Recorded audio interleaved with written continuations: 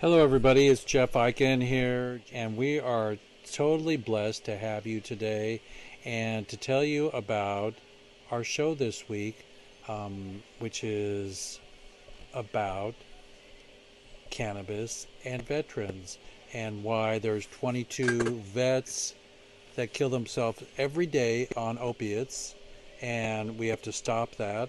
I just lost somebody to fentanyl this week. That was a dear DJ soul, Joshua.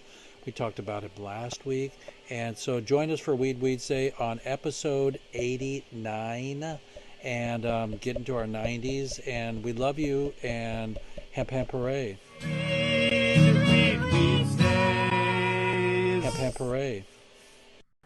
Live hemp hooray. We got doggies in the house. We've got everybody here. We've got Sam. We've got Robert. We got Rosemary. We got Yamondi, if I got you right. And we got Jan. And we got Michael. And we got Carla. Welcome, everybody, today to, let me pin myself so I can be big here. Pin to first screen. We got a great show today. I want to start our show off by, and I love that word, show off. So I want to show off a little bit about what I found today. So I was doing my reading and I found this old CBD guide, and I want to read it to you. It says, decide how you want to take cannabis. Find your ratio. Begin with a low dose. Take a few small doses. Use the same dose and ratios for several days. Don't overdo it. Be aware of the possible side effects and consult your health consultant. And I, Mr. Jeff Eichen here from Lifers, the movie that I made with Tommy Chong about 6 years ago. And we helped Jeff Mazansky come home out of Missouri State Penitentiary for 21-9 for 2.5 grams, 3 strikes. And we're helping other prisoners come home. And now we're going to tell today the story of the veterans and how cannabis is saving them from, suicide, 22 vets a day plus.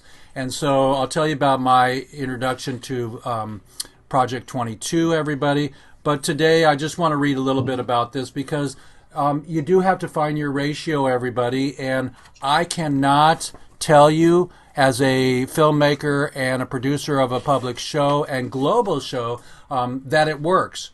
You can. So all of my testimonials are live, incredible Weeds Day audience. They're live, incredible humans that are going to tell you if it worked for them, how it worked for them, and what it does for them, and why we should never have anybody in jail for a plant. And we should end prohibition so we can grow it and make money with it and have a new industry and make paper, fiber, fuel, medicine, and food with hemp. So it says here,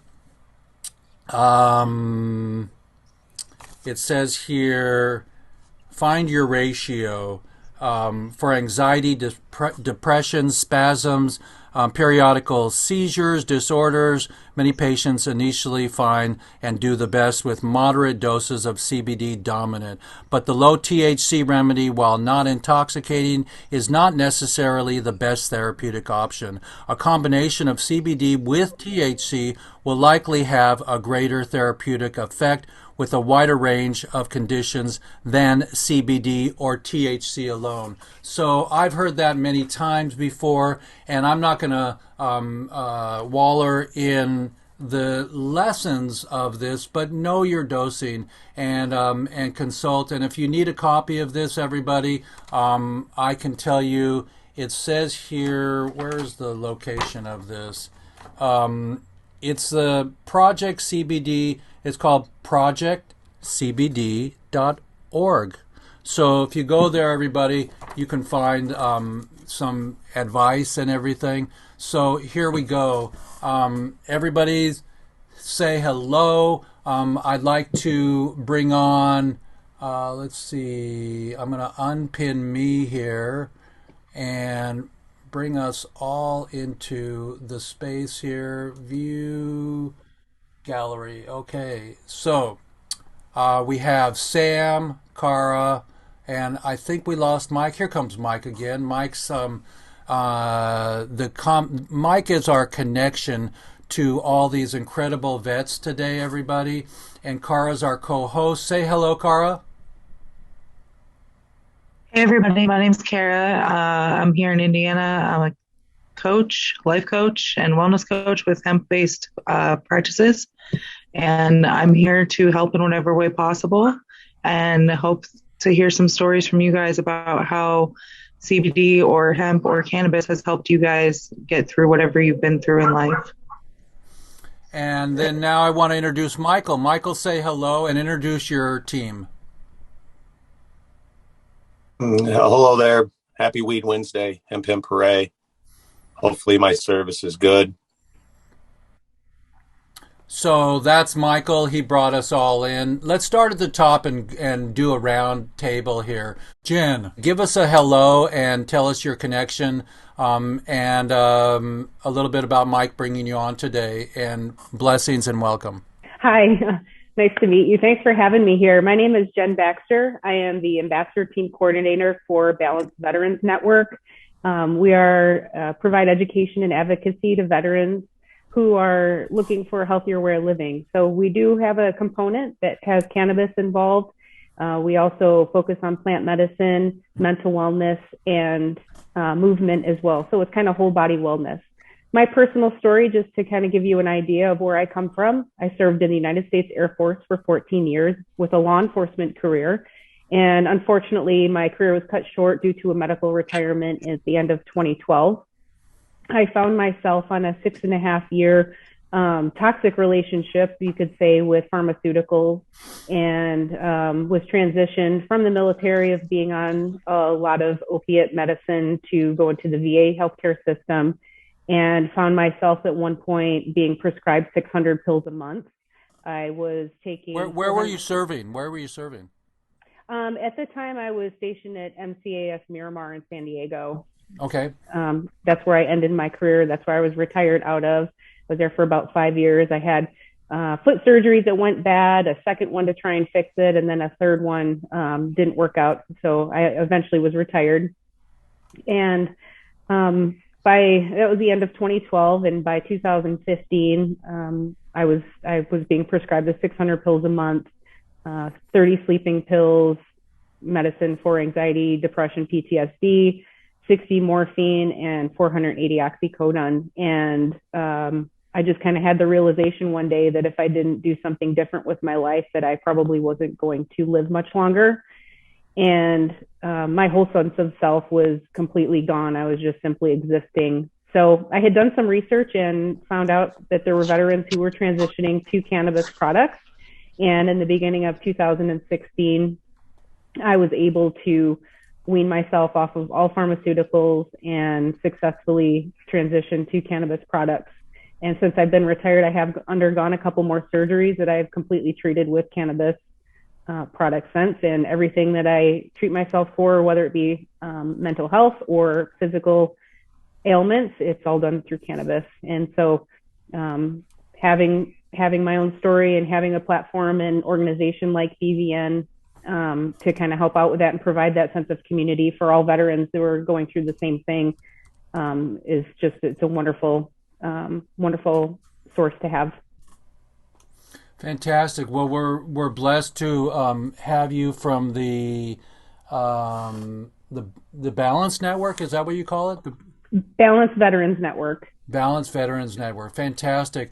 I want to share with you all right now that I worked on a film called Project 22, and 22 Missourians came up to Colorado, and we did filming of all of their vets that came, and they were incredibly happy to come to Colorado because they were like puppy dogs at 5 p.m. for what do they call it? Happy hour, where everything was half price, and they just went in and got their cannabis. It seems that the cannabinoids that our body produces are also helping with PTSD and with their need to use opiates and kill themselves. So, hi, Michael. We got you. We got you.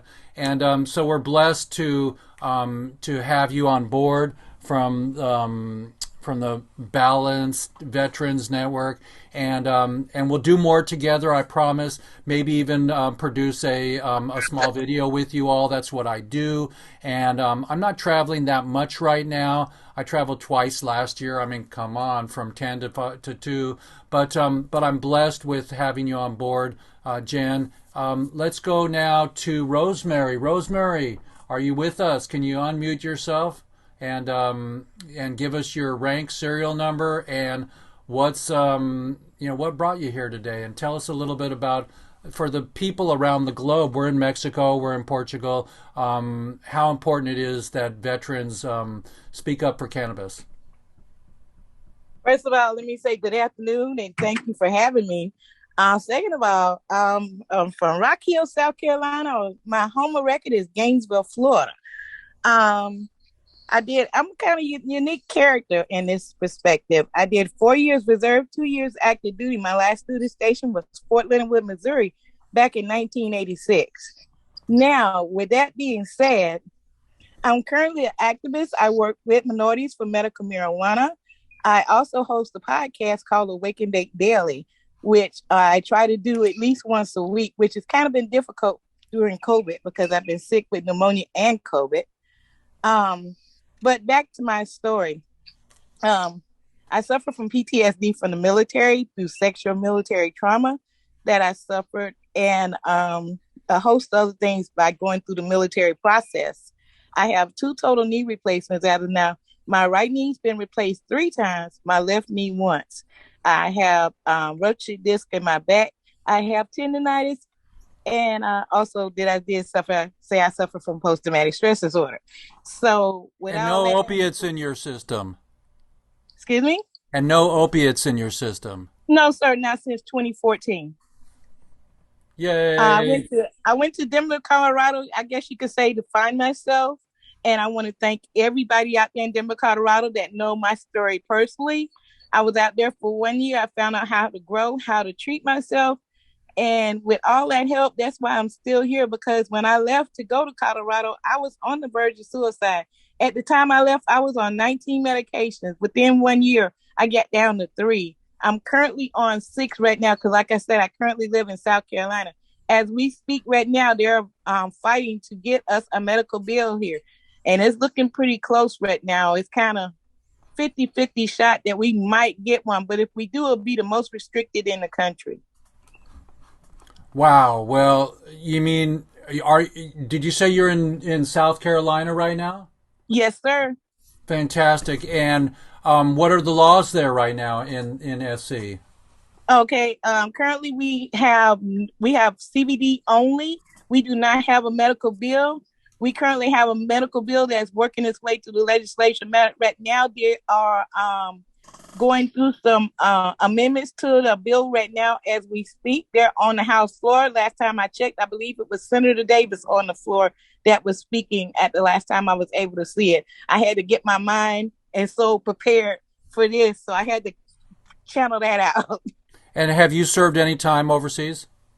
No, I have not.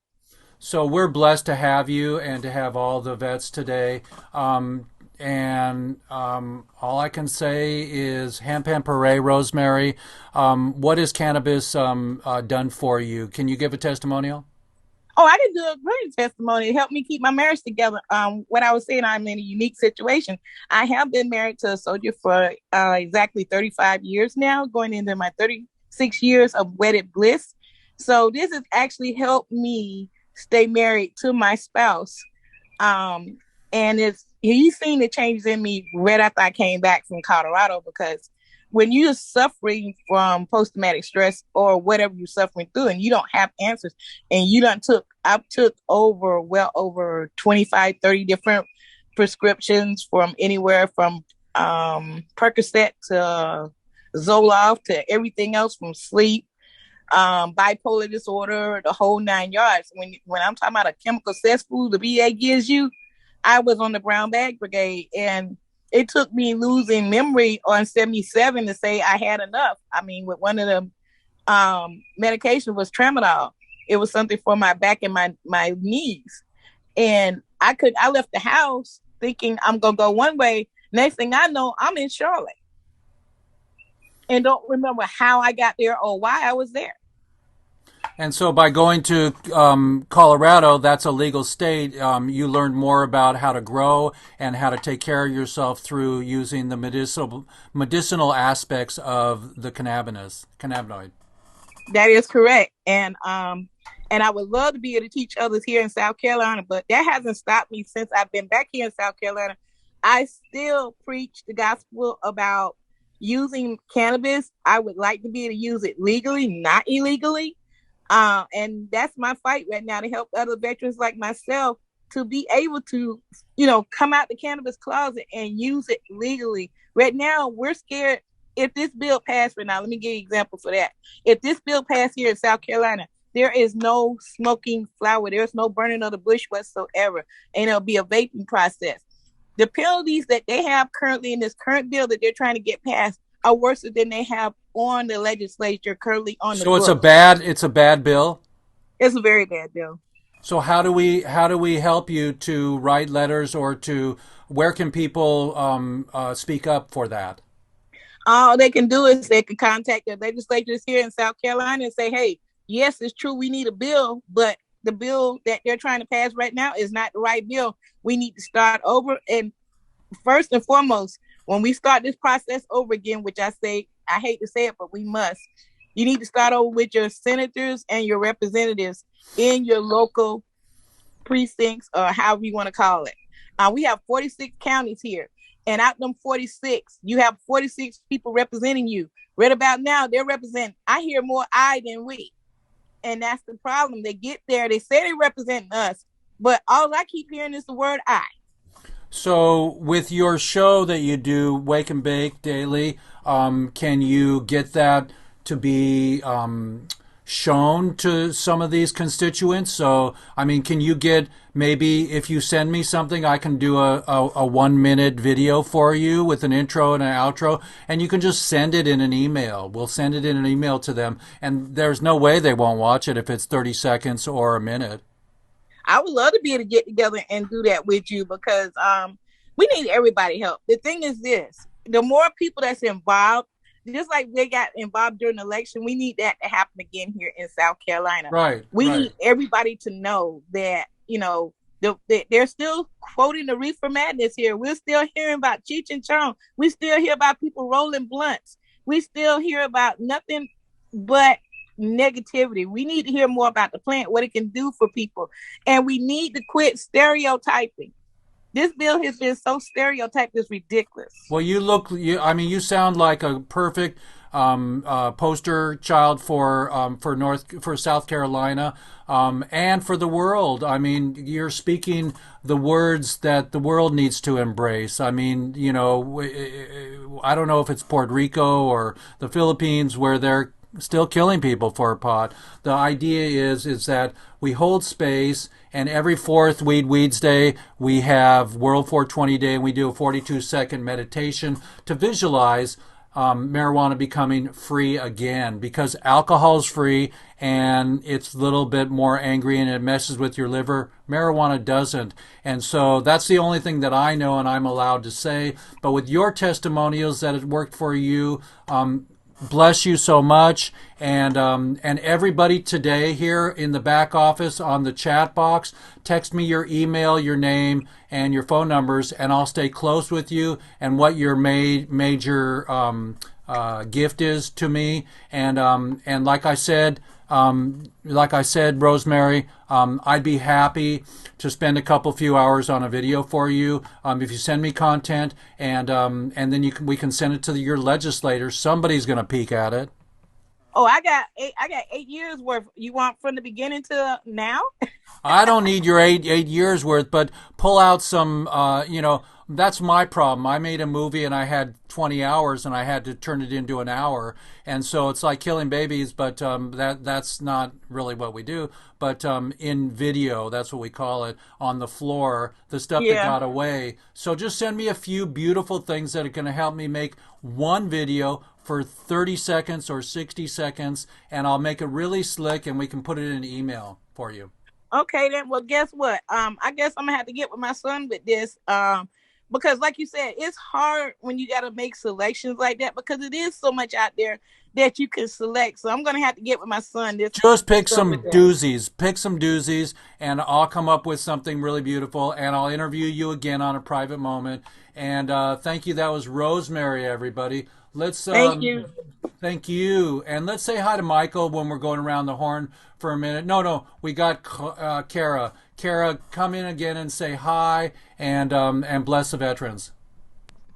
Hi, everybody. Thanks for having me here with you guys today. I just wanted to say a little bit about, why I like the plant and why it helps me. I've been abused personally throughout my life by the system and discrimination against myself just for being me. And with cannabis and hemp, I'm able to just elevate my mood to where I can function daily, and get through my day without mood swings because of my bipolar disorder, my PTSD from the traumas I've experienced, and generalized anxiety disorder, as well as SAD and just general depression. The list will go on. And I also have physical ailments as well that consist of a lot of pain and blood pressure issues. And I've had weight loss surgery, so I need it for appetite. I get to eat about 4 to 6 bites of food daily, literally daily, 4 to 6 bites of food since I've had weight loss surgery. And without using the correct amount of cannabis, I can't eat. I can't exist. I don't have energy. And it's just something Kara, you know what I say? Marijuana is the gateway drug to the munchies. Dude, it's so true. It is so true. The only time I get hungry is if I've had a cup of my special Delta 8 can of coffee.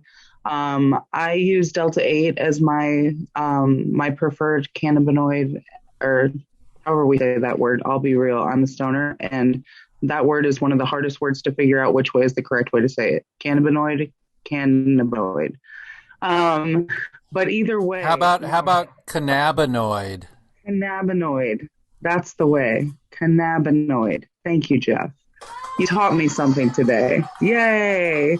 But no, I generally am. You like my sound effects? I do. I do like the sound effects. It makes me happy when I'm sad.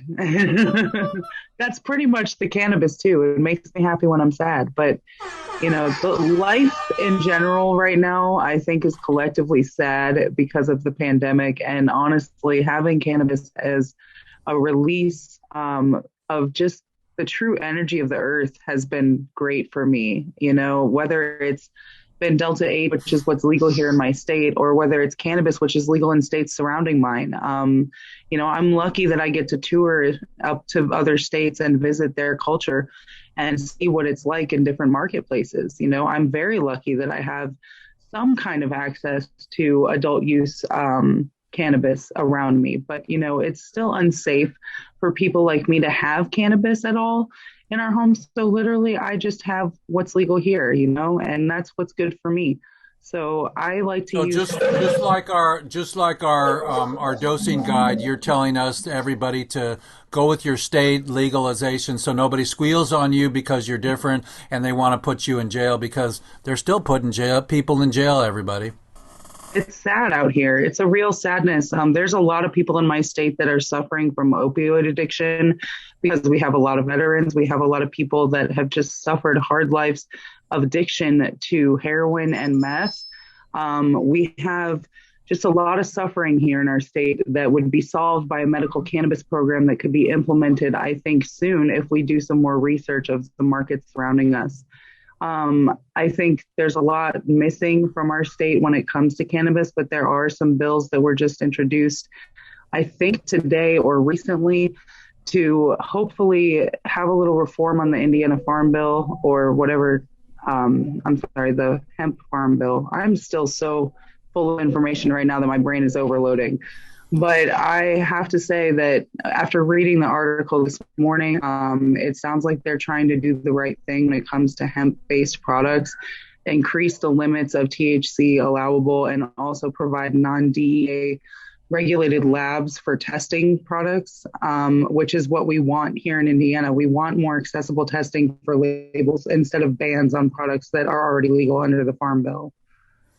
Well, we're blessed. We're blessed today to have the veterans here, and God bless the veterans that are.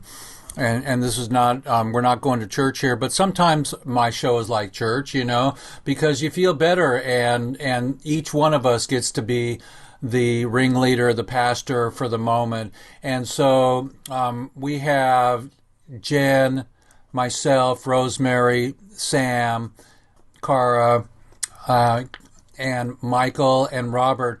Michael, are you allowed to have some bandwidth and say hi? I can say hello in audio. My video seems to be silly. And Okay. Thank you for having us. Thank you, everybody, showing. Hemp Hooray. Anybody needs any seeds, vet-wise, let me know. Reach out. That's what I create them for. So got my own little PTSD, pain issues, nervous issues from physical trauma, things like that. So I've got cultivars that fit the needs for a lot of the individuals that I've coached on how to grow, which just happen to be vets and retired cops, or all of them, which has been fun. So at least on the personal side. So I love everything you're doing here, Jeff. Thanks for having us, and looking forward to ending prohibition with you. Well, I appreciate you so much, and it's great to be be building my farmy. That's what the vets are all about. Protecting ourselves and our rights and our our due rights. Our due rights are nobody in jail for a plant. Come on. Alcohol is way more violent than marijuana. You get the munchies from marijuana or from cannabis, and you get couch lock, or you put on some Marvin Gaye and dance with your partner. So that's what cannabis does for me, and it's the gateway drug to the munchies. So those people with AIDS way back when would smoke a lot of pot in the hospital, and it would bring their appetite back. So who's to keep it illegal, everybody? We're going to keep rolling right along. Thank you so much, Mike, for bringing your team in today. And like I said, our green farmy is what we are. We're going to plant the seeds of ending prohibition globally. So, Sam, welcome, Sam. You got a 420 drink, we hope. And Sam, tell us a little bit about yourself, your rank, your serial number, and go to town, Sam. Well, I'm Sam Sussman. I'm a former CTM-3 United States Navy. Was stationed out on USS Hopper DDG 70 out of Pearl Harbor, Hawaii. Then Hopper Information Services Operations Far East. My detailer had really good jokes because before I got injured, I was supposed to go back to USS Hopper, and he was just going to have me hop around the commands. So my detailer kind of was a little bit of a jokester on me, but it was a fun time in the Navy. But there was also some traumas that occurred that caused my CPTSD. So I have what's called complex PTSD. It's a series of traumas instead of just one trauma. So for me, it was a lot of acts of anti-Semitism from growing up all the way while I was active duty as well, and kind of dealing with those traumas and facing them. With cannabis, it allows me to actually focus and break those apart when I start doing the meditation aspects. So a little bit about Jen here with Balanced Veterans Network and Robert. I was on the path to getting prescribed my 7th different anxiety and depression pill at the VA when I just said, I'm done playing games. I'm done with the guessing game of, is this next pill going to work? Is this next pill going to make me feel less suicidal? Is it going to make me feel less of like a shitty person? And I switched over to using plant-based medication, meditation, and movement. So between Veterans Ending the Stigma, which is with Robert Kowalski, and then Balanced Veterans Network, I was able to connect the dots and start getting more involved in the cannabis community. Robert made a great introduction to me to a wonderful woman named Tasha Roundtree. She's hosting with Midwest Cannon Women a expungement clinic on February 16th, where we got invited to come out and help out with that. So it's veteran ending the stigma with Midwest Can Women and a few other sponsors of that event. We're just there to help fill out paperwork. We're not going to sponsor a program. We're just there to help out. What So state we are you want to in? make What state is that? This is in Ohio. Okay, But we're going to be great. having clinics all across the state in Dayton, Cincinnati, Cleveland, and Columbus. So we're going to be doing expungements in 4 different cities on the same day on February 16th in hopes to have one of the largest expungement clinics in the state of Ohio, and hopes that we can get more support for cannabis legalization and also for home grow, because we're trying to push a big caregiver movement here on top of a recreational market. Guess And what? to be real, Guess what? February Yes, sir. 16th is a Weeds Day. Let's have a live episode and have you guys on. I'll ask them if they're down. It's up to Tasha Sure. and pretty much everybody who's involved. So Sure. I don't want to pressure them to do something. No. We'll especially just when- invite them, and we can also pre-record them a couple days in advance, and we can put them on and dedicate that show. Absolutely. Yeah, I'll ask them. I'm going to be seeing Tasha later today. It's been a fun journey with cannabis to where now I'm getting a lot more involved. And that's where I'm pushing a campaign here in Ohio with Robert as well. I know you're a little We're bit pushing nervous, more- but you sound great today. You sound great, and we're really pleased to have you. You're doing great. I mean, this is a warm-up to February 16th and to the rest of your life. You're going to be a spokesperson. You're doing fantastic. Absolutely. And one of the things we're pushing is over the counter. We want to phrase it over the counter instead of recreational. Because one of the things that ends up happening when we start pushing a recreational or adult use market is the medical market gets left out.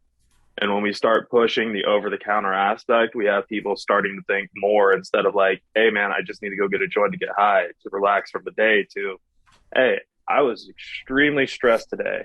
My anxiety was up. I kind of need that joint to recenter and rebalance.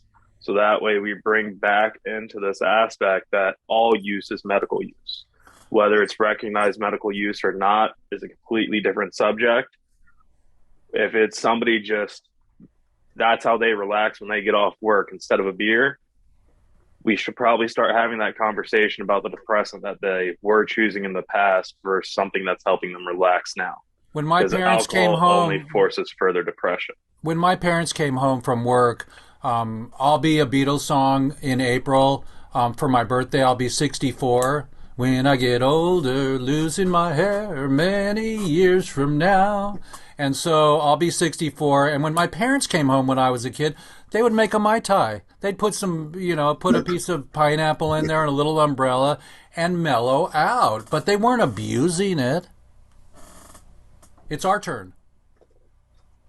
Exactly. And one of the things is with a lot of things going on these days, like I work at a college bar. So I literally see kids who are dealing with their trauma with alcohol because they're not allowed to use cannabis.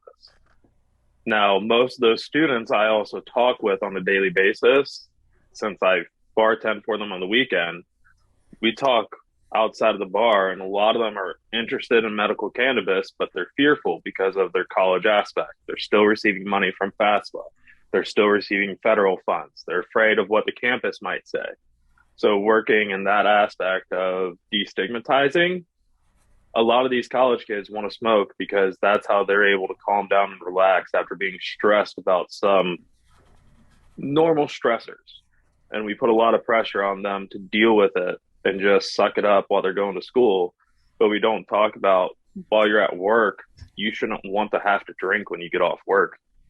You shouldn't want to have to de-stress. And a lot of people aren't really taking their mental health into consideration. So a lot of times when I speak with them and we start talking mental health and like, hey, maybe you should not drink so much. And maybe that binge drinking you're doing on the weekend isn't a good idea. And a lot of times they start to drink less, but they start to sometimes smoke more, or they start to actually go to the gym, go and do meditation, go to the hot yoga studio that's right next door to our bar. And they're starting to see some improvements with their mental health. So it's destigmatizing it through that aspect of just being social with people. is where I kind of live in the activist market as well. And then I'll pass it over to Robert if you're cool.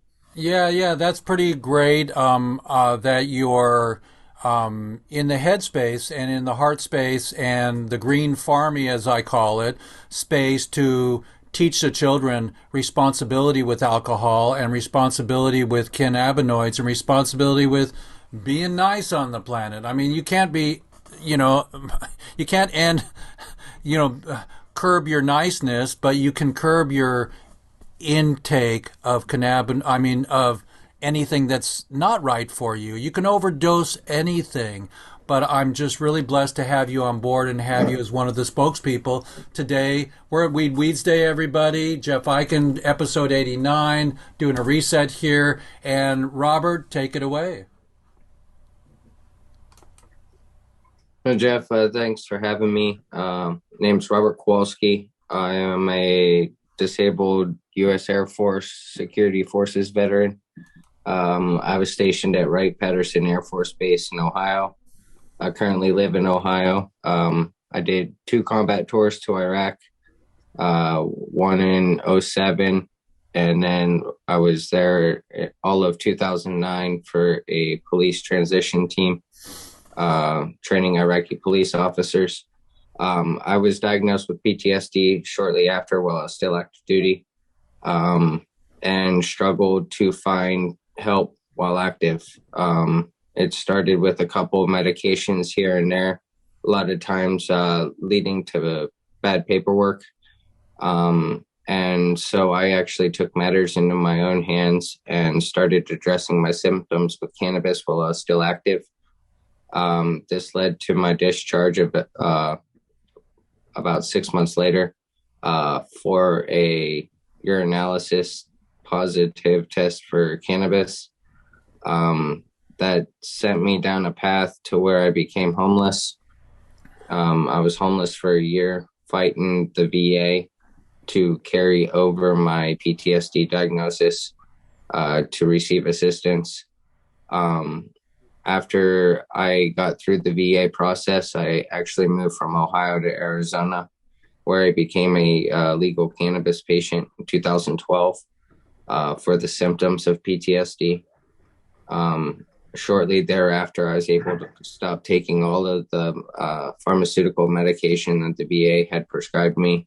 I was upwards of 22 pills a day at this point, about 16 different medications. I started volunteering my time in a cannabis farm, a large-scale cannabis farm in Arizona, and through plant therapy and my use of cannabis, I was able to stop all of my pharmaceutical medication. I was able to kind of center myself, gravitate myself back to the real world on how to mesh back into society. Moved back to Ohio about a year later to try and help my grandmother who was diagnosed with cancer.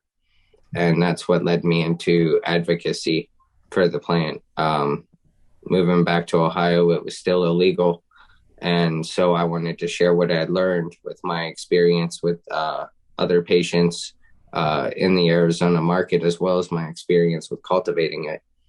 And it was through that experience, it led me to creating Veterans Ending the Stigma that focuses on the medical cannabis aspect, also focusing on mental health issues and homelessness issues. I feel that all three kind of coincide and a lot of times are subjected in the same pillar and lifestyle. And so if we can start attacking an individual's personal problems and start identifying what's led to the issue, then I feel that we can actually start identifying that issue and fix that issue so that they can pick themselves back up and not have to rely on the system that's not set up to help us out of it, but kind of set up to keep us where we're at. And that's the whole basis behind Veterans Ending the Stigma. In 2017, we were able to create the first veterans legislation component within a medical marijuana bill here in the state of Ohio that was passed by legislation that actually added some protection and extra bonus points to businesses that were going to do something to assist the veteran community. So we were kind of trying to tap into the cannabis market to see if they would step up to help us build a betterment for our own community, in hopes that with our experience, we can start sharing our stories of our experience and start bridging the gap between veteran and civilian. And through that bridge building, we hope that the transition and integration process is going to ultimately get better. And through that, it comes storytelling and sharing our experiences as veterans and our turmoils and our struggles, so that someone else who might be struggling the same type of way will see that there's a way out of it, will maybe pick up a new tool for their own toolbox to try and better themselves. And we know cannabis is a great way to start conversations. And that's why we really rely on the cannabis component to maintain that community component and really build conversations.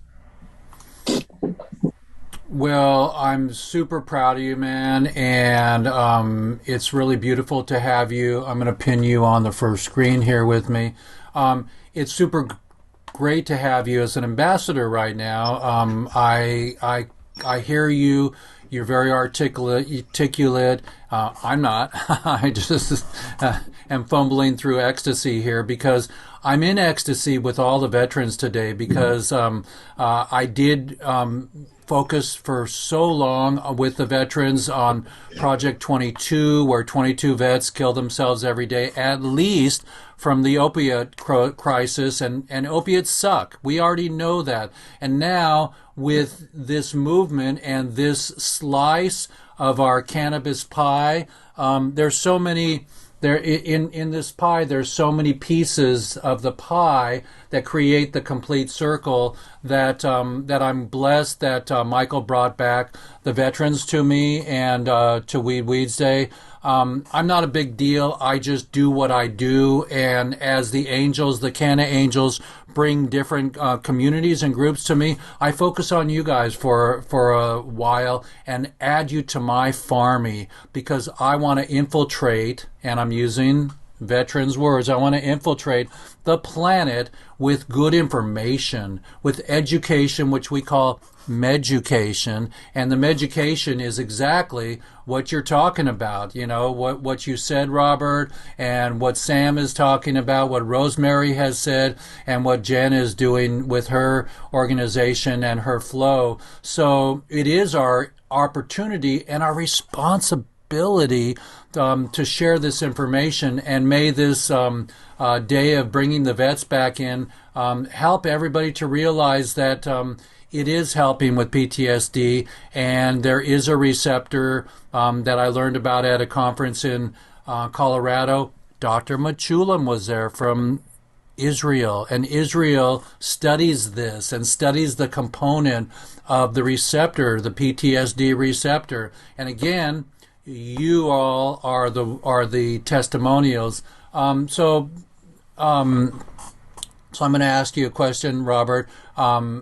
Physically, mentally, and emotionally, happily, when did you get off your opiates and go to cannabis? And what was the circumstances?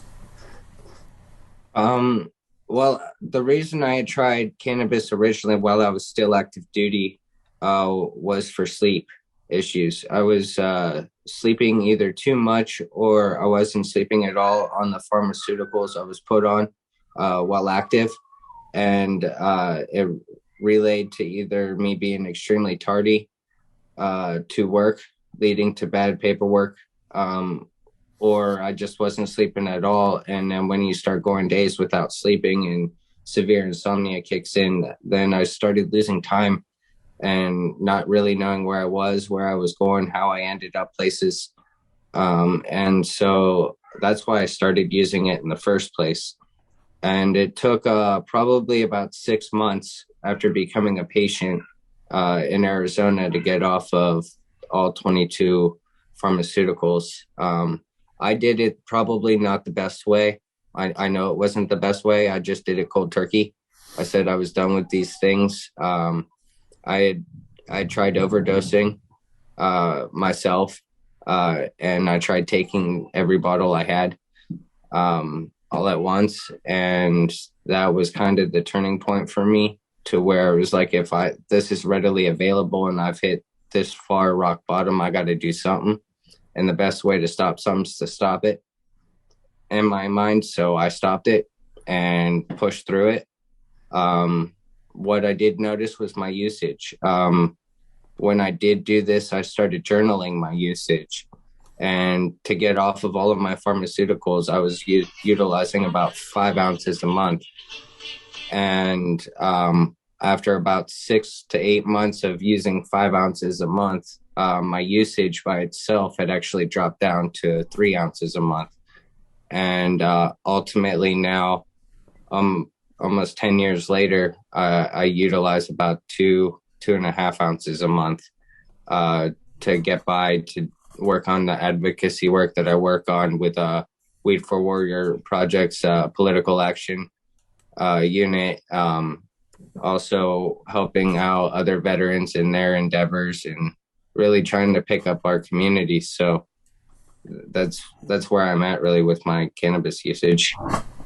Well, we're proud of you for speaking up today and for the rest of your time here, so you can be part of our farmy. We welcome you, man.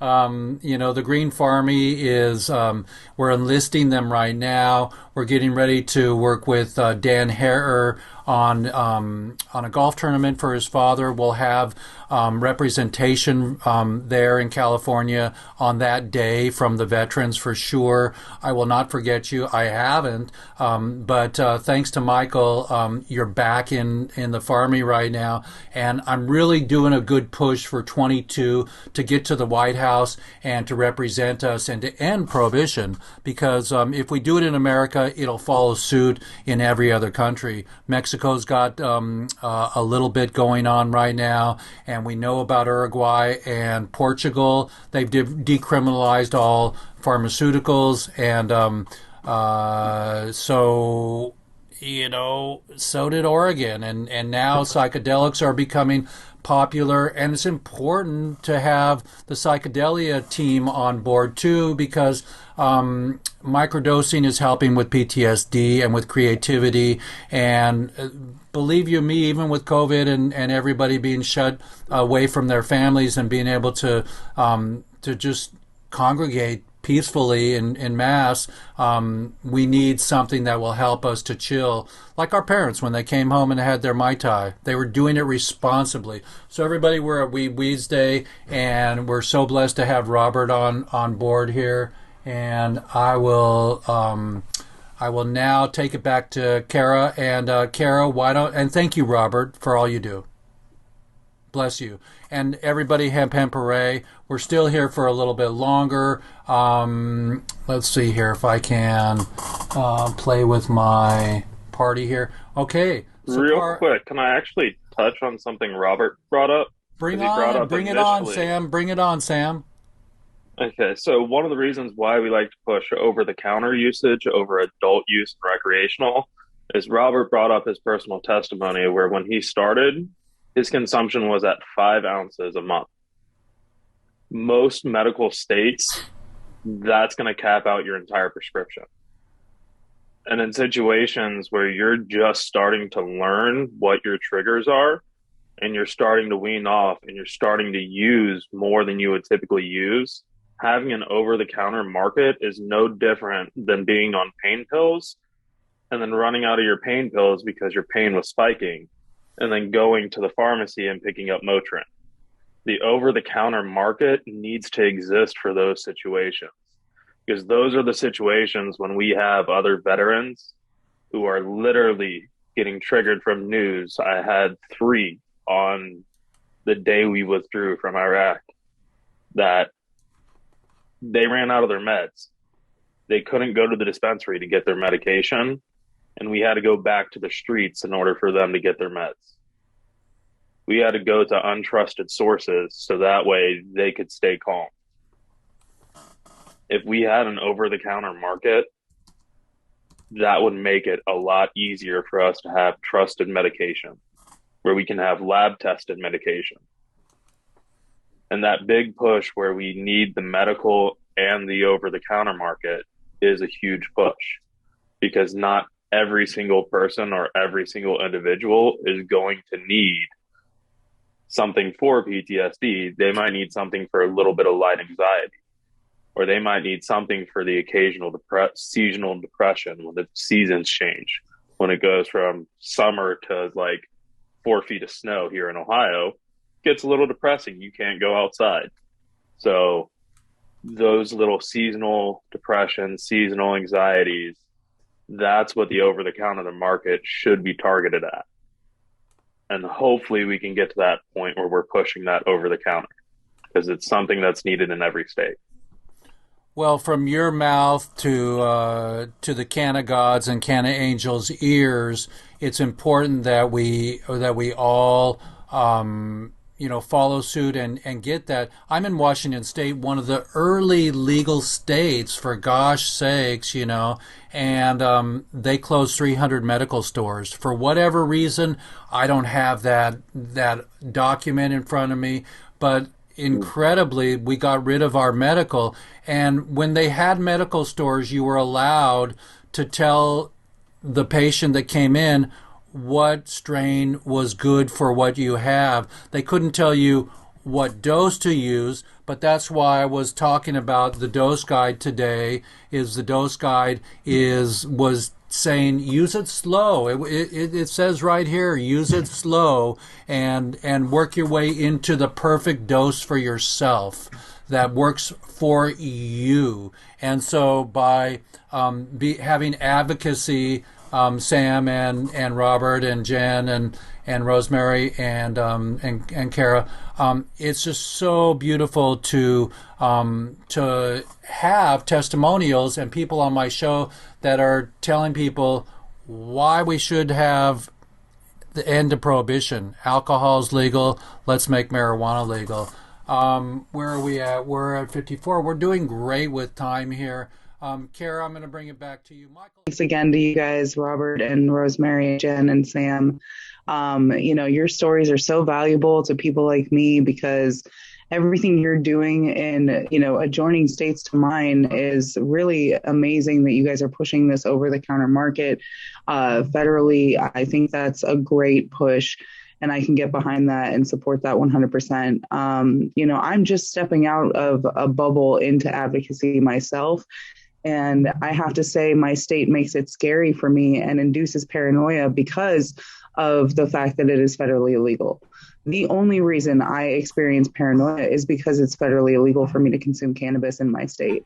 I personally think that there are a lot of solutions we could come to as a community that would provide the government options to create a federally legal medical program, but that it's already being written, right? We're already doing it. And as long as we stick together as a group of people that have a common effort for a specific goal, I think we can get things done in good time. But I think it's going to take a collaborative effort from people like us to continue to speak up and use our voices on platforms like this as this year moves by. So I'm just so grateful for having the opportunity to meet all of you today. I would love to keep in contact with each and every one of you. I'm sure Michael and I can talk about that later and connect us all in a room somewhere again. So I'd love to keep talking, Rosemary. I love every time you talk. I've seen you in rooms before. And guys, we just love to see that everybody is able to express themselves freely still about what they believe in, and I love you guys are sharing your stories. So thank you again. And we have a big fight, but we're going to do it. And I believe in us. Yeah, for Kara. Hey, please share all my information. I can be found on Facebook, Instagram, and Twitter. The thing about it is this: I understand your point about being paranoid about being arrested and using cannabis in a legal state, but I'm sorry, they don't give us no other choice. You got a choice of going back to where you was at or doing what you got to do for you. And right now, I'm taking that choice. I'm out loud and proud. If you Google me right now, the first thing pops up is cannabis or marijuana. So that tells you how far I'm out there.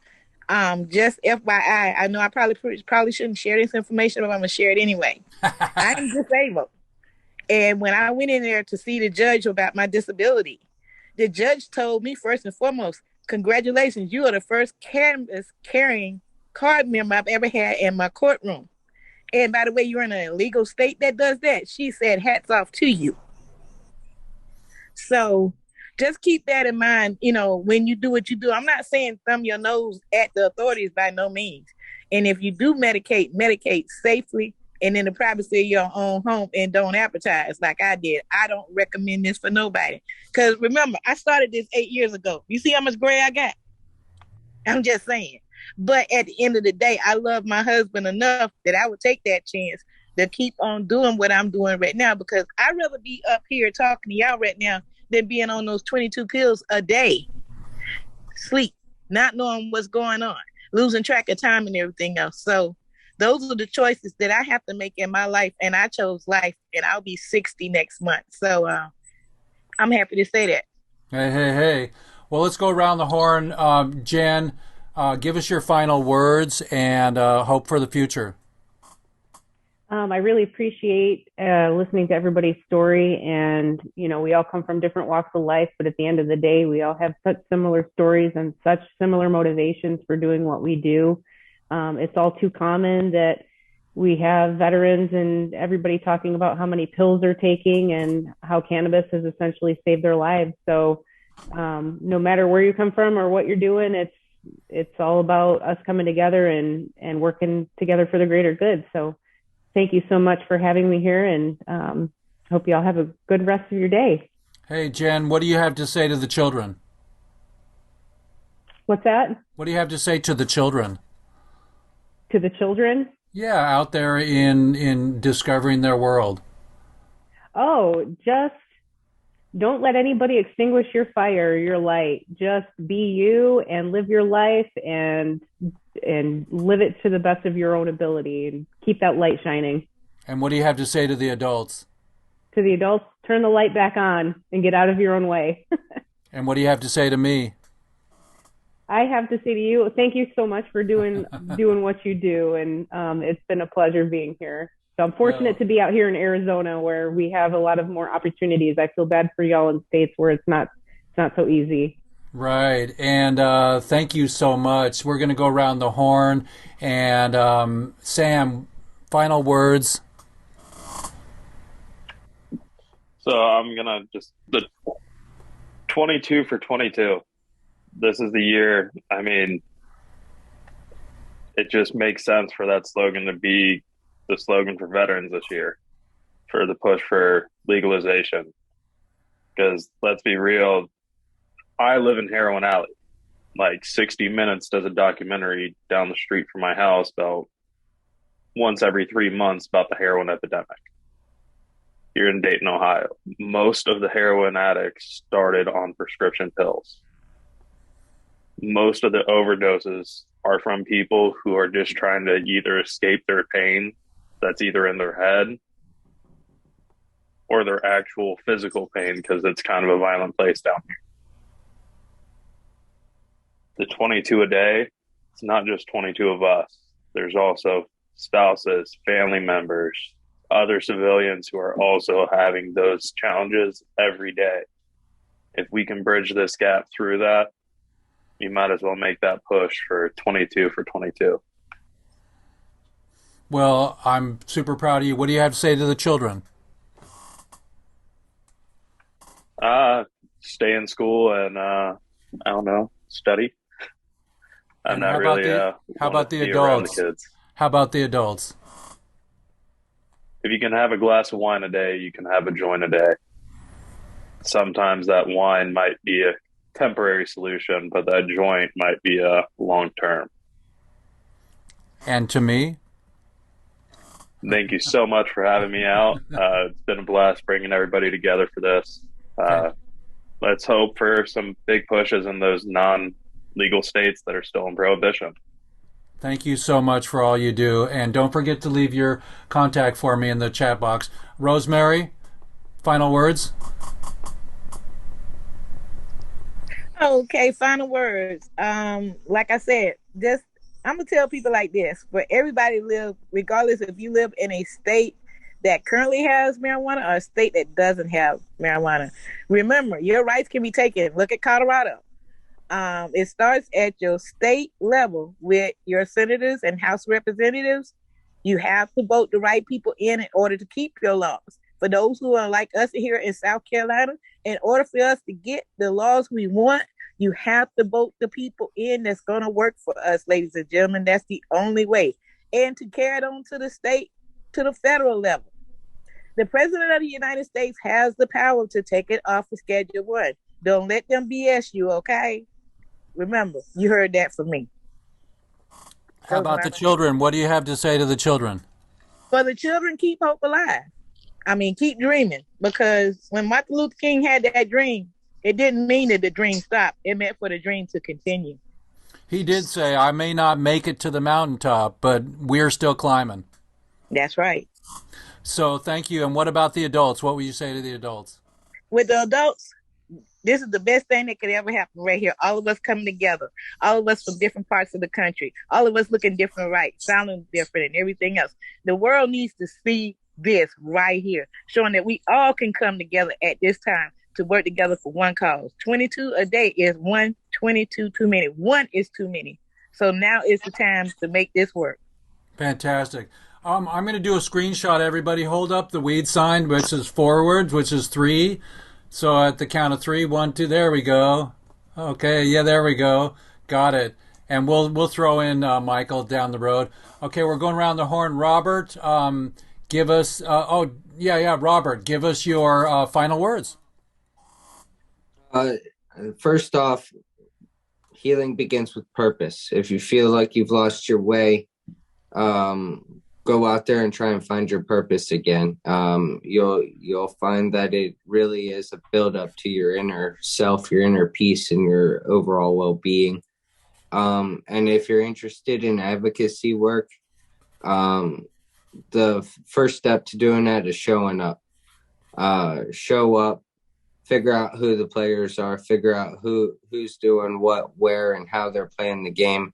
And then you figure out where you fit in and where you feel you can make the most impact in that game. And from there, you'll find that your future may be bright and changing what we're all here trying to change. Fantastic. That's all about speaking up, everybody, and sharing and caring. What do you have to say to the children? Dream big. Don't lose focus, and remember that even though things are hard, if they're hard, they'll get better. Everything is only momentarily. And what about the adults? For the adults, I would say remember what the term community means. I feel like we've lost that sense of community, and if we're going to get through this world, we got to do it together. And it doesn't matter what you look like, it doesn't matter where you're from. If you live next to somebody, make sure that you take care of that person, because all in all, we're all in this mess together. Fantastic. And what about me? I don't really know you, so I guess I could say thanks, and I appreciate this, and I appreciate the work you're doing to help keep the message moving forward. Thank you so much for being with us and being a voice, and for all your service. Michael, we saw you for a second. Can you give us final words? Absolutely. Thank you guys all for showing up. I'm just going to stick with the motto of what I do. It's we grow stronger together. So the words that each and every one of you guys said, it's truth. So I look forward to rewatching this again, just to watch all this magic over and witness the beginning to us collaborating together and ending prohibition. Fantastic. We've got many ways of leverage, and I look forward to being part of it. So thank you. And Michael, what about for the children? What would you say to the children? Don't listen to the stigma. Educate yourself. Make your own decision. How about the adults? Stay lifted. That's it. And what about me? Well, that's not. There's going to be children listening. So, no, much love, Jeff, and I look forward to changing the world with you, man. Okay, yeah, change is happening all over the place. And everybody be safe and don't worry about traveling to the next big show.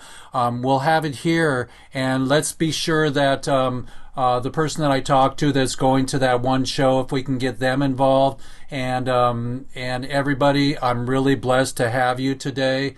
Cara, any final words? I have to say, we grow stronger together is definitely true. Sense of community is what we're here for. And everybody already said everything I would have said. So stay fly, stay high, and stay vibing, guys. Okay, everybody, you got my contact and we got yours, and I'm going to share our screen here.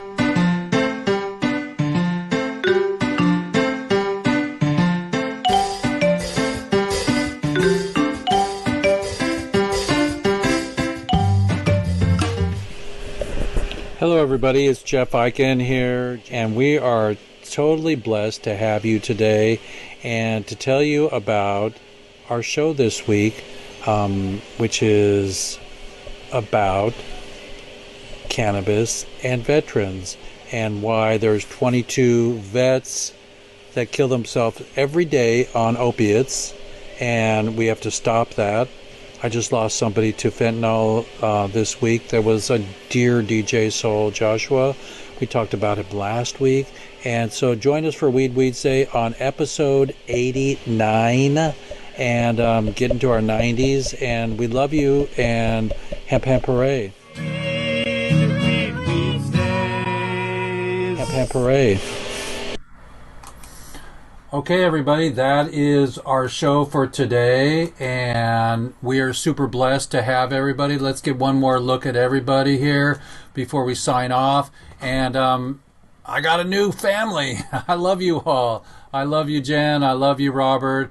I love you, Sam. I love you, Rosemary. You guys are very... from the first day, all my weed people are articulate. They just know what they're talking about. And it's medicine, it's paper, it's fiber, it's fuel. Get a move on, everybody. Let's end prohibition together. And this is Weedsday. Jeff Eichen signing off. Stay in contact with me, and let's save the world together. Thank you, Michael. Have a wonderful move to Missouri, and I'll get you in touch with Jeff Mazansky.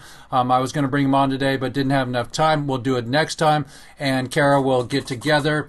And Jeff Eichen signing out. Hemp hemp hooray. Hemp hemp hooray.